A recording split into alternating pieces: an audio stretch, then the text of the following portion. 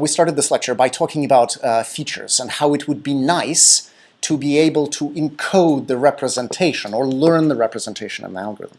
So it turns out that neural networks are sort of designed or built exactly for that purpose.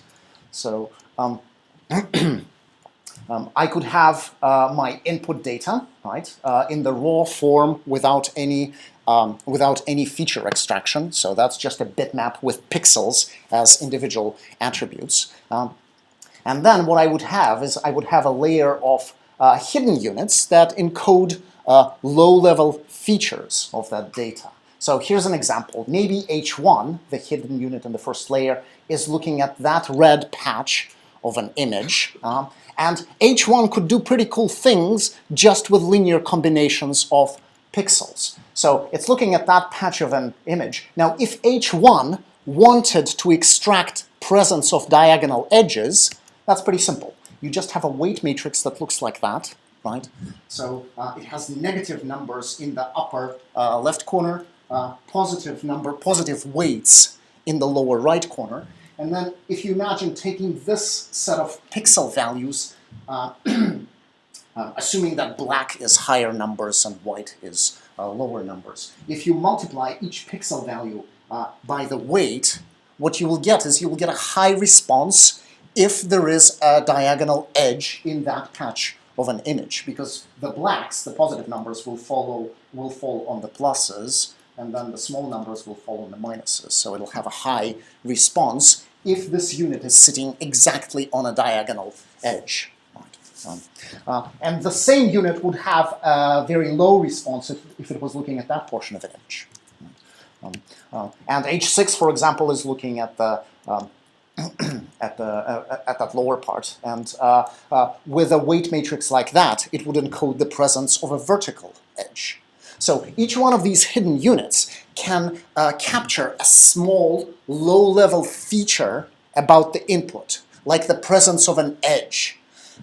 And without too much work, you can come up with simple, with similar weight vectors that will capture color distributions or that will capture frequency responses if you're working with waveforms.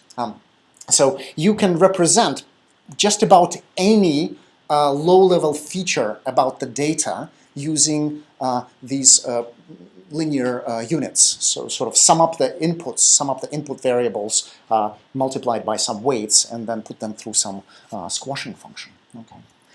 But the idea is you don't stop there. So these features would just give you very low-level information. Is there an edge in a particular part of an image? What is the proportion of red in that particular part of the image?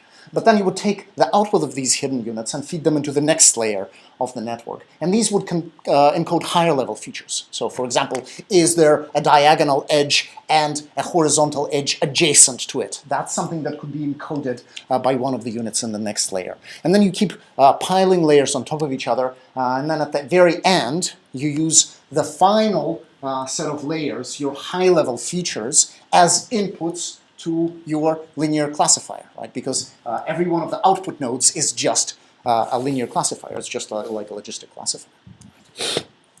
So that's a powerful, it's a powerful way to represent features in your data naturally.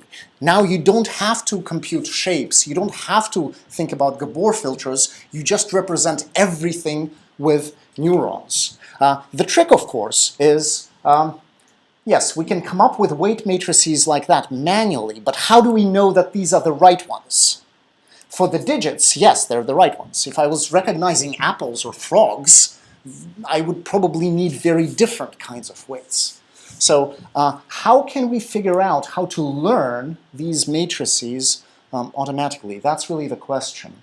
And it's made difficult by the fact that the layers in the middle, which represent these features, are hidden.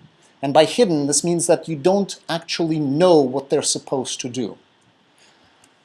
In the input layer, you know what goes in, right? You know what attributes have what value. You know what the pixel values are. You know what the amplitude at each point in time in speech is. At the output, you know what you wanted to output. You wanted to say that it's a 4, right? So you know what's supposed to be here, and you know what's supposed to come out there. But what you don't know is you don't know what values these intermediate units are supposed to have. Right?